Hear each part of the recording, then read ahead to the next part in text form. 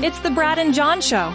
It's the Brad and John Show. Today's date, July 1st. And you know, why is it that, I don't know, maybe in history, but it always seems like once we hit July, that's when we really get the high temperatures. You know what I'm saying, John? Yeah, I think so. July and August are the dog days of humidity here in St. Louis. And so why do all the counties and the organizations have their fairs in July and August when you go and you bake outside? Does that make any sense? Because we like to see sweaty girls in jean shorts. I guess that. Or is that just me, Brad? I think that's you. Okay, here's 1A from, because of the fact that John and I had the exact same number one as far as our top three is concerned. Okay. How many times have you heard, and I'm the guy that says that parks are ridiculous, that the county and the city shouldn't be spending all their money on parks. Having said that, I went and visited someone on Saturday, and I drove down Kisker Road, and there's that brand new park that St. Charles County put in. I think it's called Veterans Park or something like that. Yeah, Veterans Memorial Park, I think. Yes, and John, as I looked into the park, how many people did I see on a Saturday afternoon at like probably 2 o'clock in the afternoon? How many people did I see? I got two guesses. Is it 1 million? No. Can I take a second guess? Yes. 0.0. Okay. And the reasoning for parks and water parks and things like that, for all the munis, the mayors and the city council people all claim that it provides a, what's the term they're using or the phrase they're using? Is it green space or what is the phrase, Brad? It's better quality of life because you have. Yeah, Brad, you could bring the kids there. You could bop around there. You could take a little walk. Right, John. So I'm going to ask the rhetorical question: if good parks are a magnet for people moving to an area, and if they have good parks in that area, and people will move to that area, what the hell is wrong with the city of St. Louis, who has probably one of the nicest parks in the country called Forest Park, and people are getting out of St. Louis like super fast? What's the deal? Doesn't that prove my point that if you have the nicest park or some people would say one of the top 5 parks in the country, and it's bigger than Central Park, right? With a zoo and Muni and a golf course and a world-class art museum and all sorts of places where you can lay out in the sun, a golf course and stuff like that. Why is it that if the true reason people flock to an area with great parks, that the area with the greatest park people are flocking away from? John, can you answer that question for me? I can. First of all, I see your point, and I think it's a valid one. But also, I think we also know the city's problems are a bit more demographic than they have to do with parks. I will point out, Brad, that I've been to Veterans Park, right there, Veterans Memorial Park, right there in Kisker, many times. And in cooler or more temperate weather, I'd say spring and fall, I've been there when there were literally 75 kids on the playground after school. So it's not as though nobody goes there. Interesting. Okay, a couple of things to talk about. Yesterday, I don't know how to put this. It's never a good thing when you call someone on their cell phone and someone else answers. And that's what's happened to me yesterday when I called Shelly and her daughter answered. And her daughter is a nurse at a local emergency room. And the irony was her daughter was on duty as they brought Shelly into the ER. And, geez, my day went downhill in a hurry from that point. I mean, I was having a pretty decent day, and I ended up going to the hospital and seeing her in the whole bit. Okay? I have a problem, John, and I've had this problem for a long time. I have had a weight issue, and I will be upfront and tell you the truth that once upon a time, I've told this before, that when I graduated from high school, I weighed 162 pounds. I weighed myself literally on the graduation day, went in the gym, actually worked out that morning in the gym, and weighed myself on the scale, 162. 2 years later, when I was in college, I weighed 310. So I can speak from authority on weight loss and weight gain and all that kind of stuff. I have an issue that when I get depressed, I eat. So I had some work to do, and I had to go make a couple calls and drop some things off for a client and stuff like that. So I got done at about 4 o'clock, and I thought to myself, John's going to laugh at this because he's going to really say Brad's the old man. I thought to myself, I think I can make it to, and I was out actually in Labadie, And I said, I think I can make it to the Texas Roadhouse in Sunset Hills or Kirkwood. I don't know which one it is. It's right there at 44 in Lindbergh. It's across the street from our friends at the Lutheran Church. And I thought to myself, I can make there before 5 o'clock because they have the 3 to 5 o'clock, before 5 o'clock value menu. Okay, John, you ready? Oh, nice. I know the Roadhouse you're talking about there. I've been there. Okay, and I've done this several times. $12.99 for a 6-ounce, I think it's a sirloin. You get a salad, you get the French fries, you get those rolls. That's a good deal. They could bring you rolls till the cows come home. And so I went and ate there, okay? I had a very nice young waitress who waited to me. Couldn't have been nicer to me. And, you know, it's interesting because as the guy is walking to me my table, you've eaten at Texas Roadhouse, right? Yeah, I've been there before, yeah. Okay. The routine is you go to the front desk and they take your name, and then some guy or gal comes and they get a basket of rolls and they walk you to your table. And on the back of this guy's shirt, it says, "I love my job." And I stopped him and I said, "Do you really love my job?" And he says, "Yeah, I love working here. This is a great place to work. You know, people are really nice." And he says, I do love my job. So the waitress is very nice to me. And, you know, I started talking her up and essentially saying, "Hey, do you love your job?" She says, "Yeah, I do." She says, "I make good money."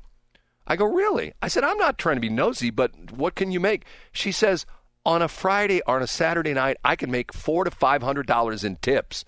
I go, "What?" And she says, "Yes." She says, "I only normally work the way they schedule us. We normally only work either a Friday or a Saturday." She says, "Occasionally I work a Friday and a Saturday, and I've had those days where I've made over $1,000 in tips in 2 nights." Now, John. Wow, that's amazing. I said, and plus, you know, I don't know what the hourly is. They're getting some hourly. I mean, obviously, the hourly is dwarfed by the fact it's minimal, yeah, but still. Let's say she makes like another $100 an hourly, stuff like that. I don't know what it would be. But, and once again, I'm thinking to myself, you know, here we go. People saying, the minimum wage, it needs to be, we got the Bernies of the world. Okay, she is blowing the $15 minimum wage out of the water. Get what I'm saying? I get exactly what you're saying. But, yeah, and now that's also what's encouraging about that, Brad. As an aside, it shows that people that go to Texas Roadhouse actually tip. It shows that they respect good service and they reward good service. Yeah, but not universally. I mean, I can tell you that story. Talk to any waiter or waitress. I mean, they'll all tell you the stories about. I mean, we had this discussion about the Sunday church crowd, and even to the point where I think. Yeah, but let me interrupt though, Brad. I just mean in general. Yes. At that one location, that shows that a Friday night or a Saturday night crowd at that one location at that one restaurant apparently tips pretty well. Right. And I will tell you a story that I know some people are going to say, well, he's just saying that to talk about how he's such a great guy. I've eaten at this one restaurant several times, and quite honestly, the service has not been very good. I ate there, I don't know, 2 weeks ago or something like that. And once again, it's me, Brad, going out and eating. And my bill was $31, okay? And the waitress was exceptionally nice, and she was really good, you know, not overbearing, but to the point where, you know, you need something, hey, you need your soda refill, blah, blah, blah, blah, blah. And was she cute, Brad? No, yeah, she was okay. I mean, you know, okay. I wouldn't. All right, at least you're honest there. I thought you were going to say she was a knockout. No. I mean, I wouldn't say she was like you'd see her like in the old Maxim magazines or anything like that. But no, I mean, you know, once again, I mean, you know, she was like. You know, you weren't tipping her because she was hot. You're tipping her because she gave good service. That's what I was getting at. Yes. Gotcha. And I had a $50 bill in my pocket. My bill was $31. And I handed her the $50 bill. And I said, you know what? You really made my night tonight. Thank you so much.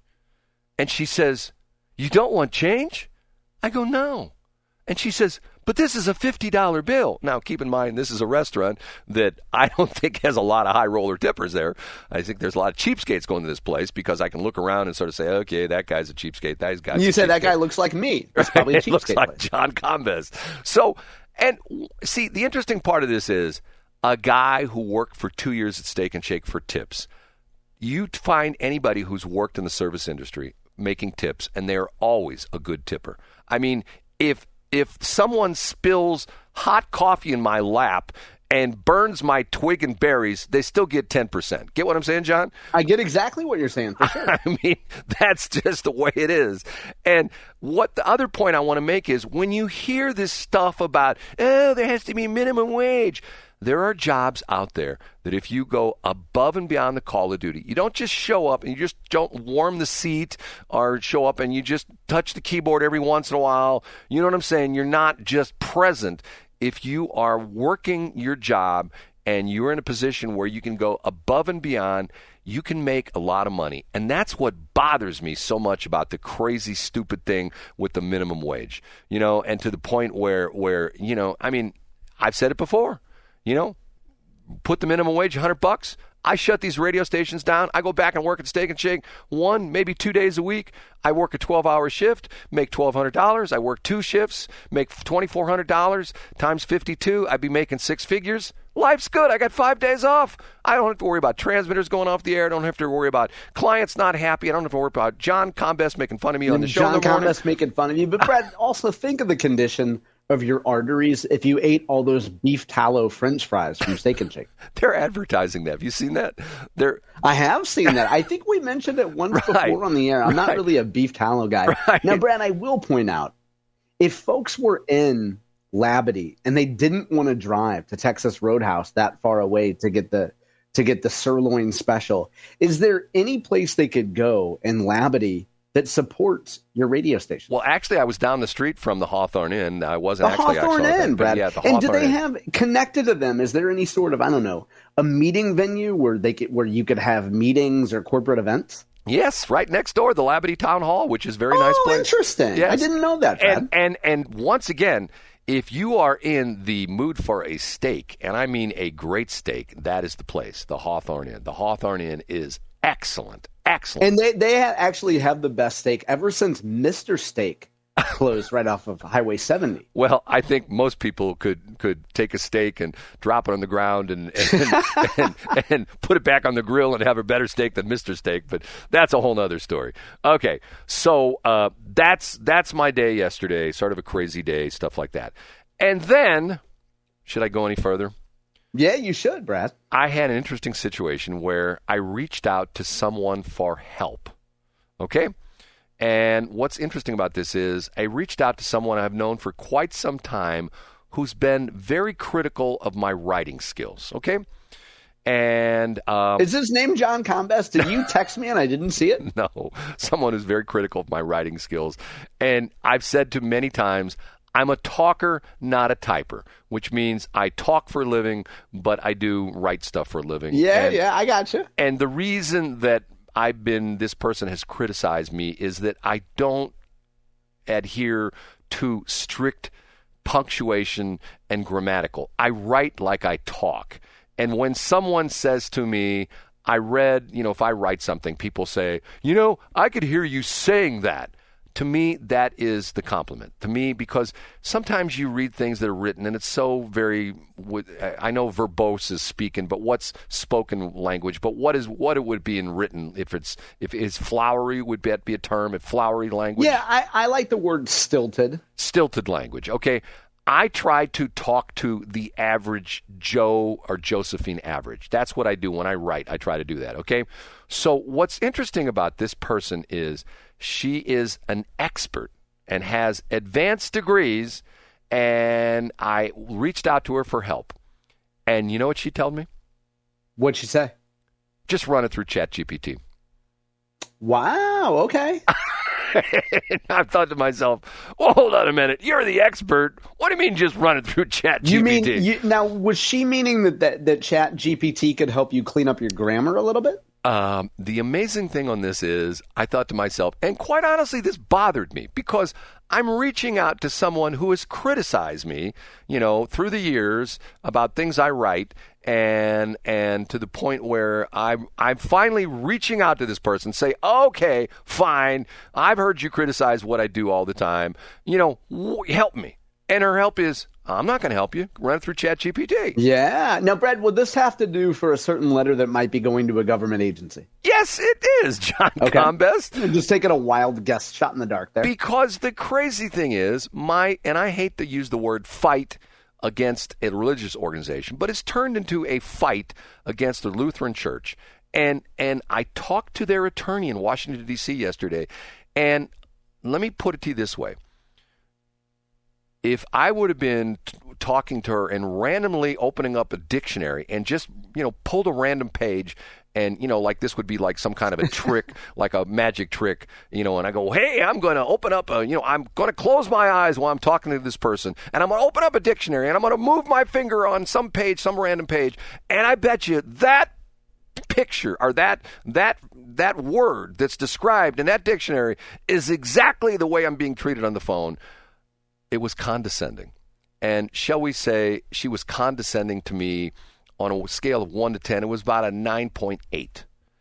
And the crazy part of this is it's a long, complicated story about the Lutheran Church putting on a radio station that's interfering with this very radio station. I've proven to them, and you've seen the thing, I sent it to you last week, I've proven beyond a shadow of a doubt that this woman, who is the attorney for the Lutheran Church, and a gentleman who works at the Lutheran Church, if you take what they have put in their pleading to the FCC, and the very last sentence in the pleading says something to the effect that the foregoing is truthful under the penalty of perjury, both of these people have perjured themselves. And I have proven it beyond a shadow of a doubt. I'm not going to ask you to chime in on this, John. You read it, but I've given it to other people, and other people say the same thing. Man, you nailed them, okay? But yet, would you think they would backpedal and say, and what's interesting is last week the FCC even dismissed their application for license to cover. I know this is in the weeds. This is broadcast stuff. But the bizarre part of this is yesterday the dismissal was reversed, and the license is now pending. So I have to complain again because essentially it's like a new application. So, and that means because it was approved yesterday, does that mean they're free and clear to have their signal continue to interfere with 104.5 in the West Box? It was not approved. It went from dismissed. In other words, what happens is you get a construction permit, which allows you. Pending. Right. It was pending, and then it showed up as dismissed. It was showed dismissed on I believe the 24th of June, which was last week, and it was dismissed. But the crazy part of it is there was no dismissal letter. Normally when they file it, when the FCC dismisses something, they automatically kick out a letter saying it was dismissed because of technical reason or whatever it is. And none of that letter ever appeared. But yesterday, essentially, the dismissal was reversed, and it's now pending again. So in other words, essentially, it was dismissed, but now it's back again. And what does that mean, Brad? Well, so if it does get approved, what does that mean? It means I'm SOL. It means that they have triumphed over me, and to the point where me, the little guy who is trying to run my radio stations, is being trumped by a religious organization. And all I can tell you is, if you don't believe me, and it's funny because people drive by it all the time, the LCMS, Lutheran Church Missouri Synod headquarters, I thought they just had part of this office building down there at 44 in Lindbergh. They have the entire building. And John, you know which building I'm talking about? I know, yeah. I've been by there before. Would you say that's a 8-figure building, meaning like tens of millions of dollars of office building? Yeah, for sure. Okay. That whole complex, for sure. I don't know if they own it or they lease it, but they got money. And the crazy thing about it... But Brad, also, I know that we're up against time here, but the attorney that you spoke with, she has no incentive to come to a resolution with you, right? Because, I mean, as long as she can bill hours to her client, why would she want to come to an agreement with you? And that's what I asked her. I said, look, I call, and he will not return my phone calls. Can you help me with this? And there was literally to the point where, how when you talk to somebody and there's silence and there's what's the old story in sales negotiation is always the first person that talks loses. You know what I'm saying? Yeah, just right. Dead air. Right. Because she wants you to follow up and start running your mouth. 1001. 1002, 1003, 1004, that kind of thing. It's so petty of her. Right. And I'm going like, okay, look. And the point being, what's frustrating to me about this is they have 5 radio stations in the St. Louis area. One of my broadcast buddies calls them there's a term for this in the radio business called frequency hogs. And what's interesting is they don't run 5 different programs. They run the same crap on, and not KRAP, but CRAP on 5 different radio stations. 4 of them have overlapping signals to the point where you can be in your car and you can say, okay, let's listen to this on frequency 1. Now let's listen on 2. Now let's listen on 3. Now let's listen on 4. It's ridiculous. And they have been to the point where they have been, and this is what's frustrating to me. You would think that as a religious organization, they're going like, hey, kumbaya, Brad, we're here to work with you. But no, it's the worst treatment in the world. So, it's just frustrating to me. I would, and if you're not comfortable, Brad, anymore using the word fight, could we call it a jihad? Yeah, like the dude in the potential mayor in New York when he was on the what is it, Christine Welker on Meet the Press on Sunday morning. Did you hear that story where she asked him? No, did he call it a jihad? Oh no, she asked him 3 times. What's the word? Is it jihad? Was it jihad or was the other? There's another word. She asked him because supposedly he said this before, and she asked him 3 times. And talk about doing a tap dance. I mean, he never answered the question. Well, Brad, you can answer the question and say it's no longer a legal fight. It is a jihad. No, I'm not going to do that because it's not a jihad. I still hope that these people will wake up one morning and say, okay, you know what? We need to work with Brad. But, it seems like they're not that way. But very frustrating to me. Okay. Well, it was TGIM yesterday, Brad, and I bet you have a better Tuesday today. I'll do my best, John. Stiff upper lip, all that kind of stuff, okay? John? I'll see you tomorrow. John, you know what? I haven't said it in a while. I appreciate you doing the show with me. Oh, Brad, I appreciate you very much.